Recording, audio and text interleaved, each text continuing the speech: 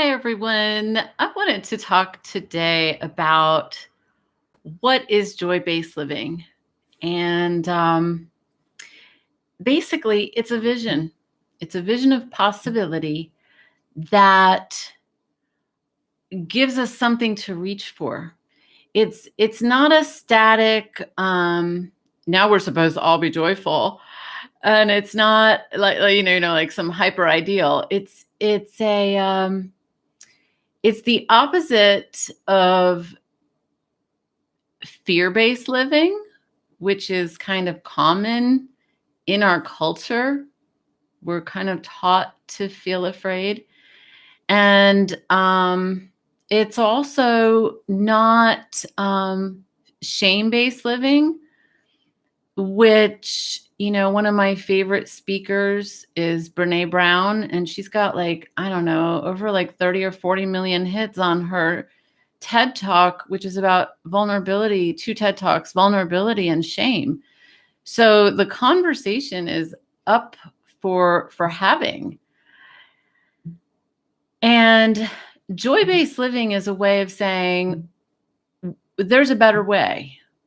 And let's start taking note of how we influence each other and how we wound each other and how we heal each other. Let's start taking note of the conditioning and the brainwashing that we have all received, and let's start empowering joy, because you can't have joy that's empowered and be living under cultural conditioning that makes you afraid or ashamed to be who you are. And my hope and dream, and what I'm seeing happening, is that as people do the practices at joy-based living, because the practices are a daily reminder to live with honor, commitment, and loyalty and compassion toward ourselves and others, and not doing that as some kind of spiritual psychobabble, but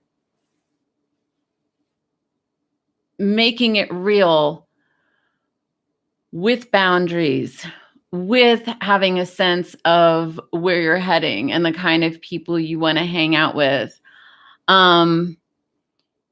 People who will support your best self emerging. I'm learning not to say authentic self, because sometimes people use that as an excuse to be sloppy.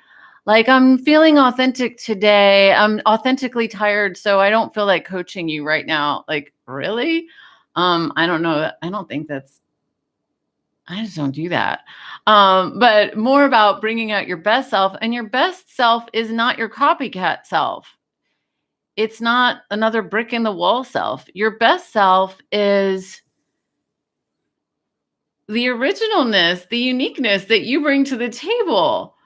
I want to see more people lit up in joy, and that happens when they feel supported in bringing out their best self. It's like, what lights you up? Bring it on. Let's go. I think that would probably heal most of the insanity in our world if we were all doing that, living by the ideas at joy-based living, which are not all my ideas. Mario Martinez heavily influenced them. The 12-step programs heavily influenced them. Brene Brown did, a lot of places did, but it's a vision, and vision inspires possibility. Without vision, how do you agree on where you're going together? So that's my take about what is joy-based living when people ask. It's a subculture of well-being where we practice the ideals that we all want to see the world live, and we bring them to life in very practical ways, and we support each other in doing the same. This creates connection. There's a lot of C words. It creates more contribution. It creates more creativity. it creates more usefulness. It creates more well-being. It creates more empathy. It also creates more, hey, dude, I don't think so. Yeah, that's the name of my children's book. I know.